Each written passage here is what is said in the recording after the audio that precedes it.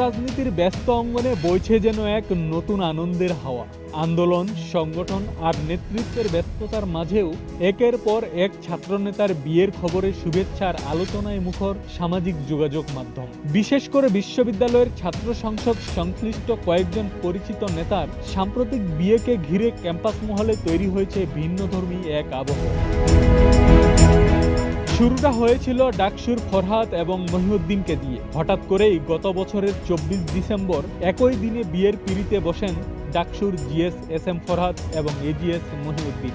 ছাত্র রাজনীতিতে সক্রিয় এই দুই নেতার নতুন জীবনে পদার্পণের খবর তখন সহপাঠী ও শুভানুধ্যায়ীদের মাঝে ব্যাপক সাড়া ফেলেছিল। তখন অনেকেই মজা করে বলেছিলেন, রাজনীতির সাথে সাথে এবার সংসার গঠনের আন্দোলন শুরু।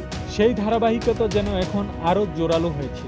সেই ধারাবাহিকতায় আজ বিয়ে সম্পন্ন হয়েছে যোগসুর জিএস মাঝারুল ইসলামের। সেখানে উপস্থিত ছিলেন ডাকসুর ভিপি সাদিক কায়েম, কয়েকজন সংসদ সদস্য সহ জামাত শিবিরের কেন্দ্রীয় নেতৃবৃন্দ।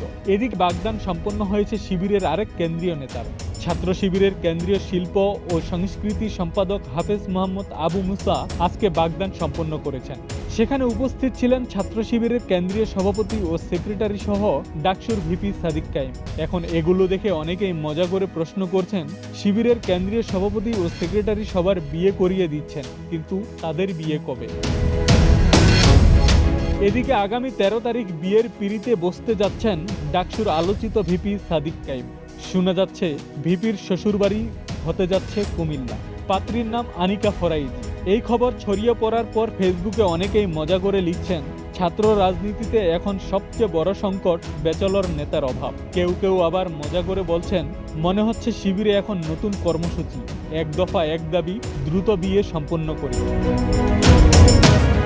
সাম্প্রতিক সময়ে ছাত্র নেতাদের ধারাবাহিক বিয়েকে অনেকে ইতিবাচকভাবেই দেখছেন। তাদের মতে সংগঠন ও শিক্ষাঙ্গনে দায়িত্ব পালনের পাশাপাশি জীবনের নতুন অধ্যায়ে প্রবেশ করাটাও একটা আনন্দের বিষয়। ব্যস্ত রাজনৈতিক জীবনের বাইরে পরিবার ও ব্যক্তি জীবনের গুরুত্বও যে সমানভাবে রয়েছে, সেটি যেন সামনে আসছে এসব আয়োজনের মাধ্যমে। ক্যাম্পাস রাজনীতির পরিচিত মুখদের এই নতুন যাত্রা তাই শুধুই ব্যক্তিগত নয়, অনেকের কাছেই এটি হয়ে উঠেছে আনন্দ ও শুভকামনার উপলক্ষ। নেতাকর্মী থেকে শুরু করে সাধারণ শিক্ষার্থীদের মাঝেও এখন আলোচনার বিষয়। রাজনীতির মঞ্চের পাশাপাশি জীবনের নতুন মঞ্চেও শুরু হচ্ছে তাদের নতুন পথচলা। আব্দুস সালাম, প্রজন্ম 24।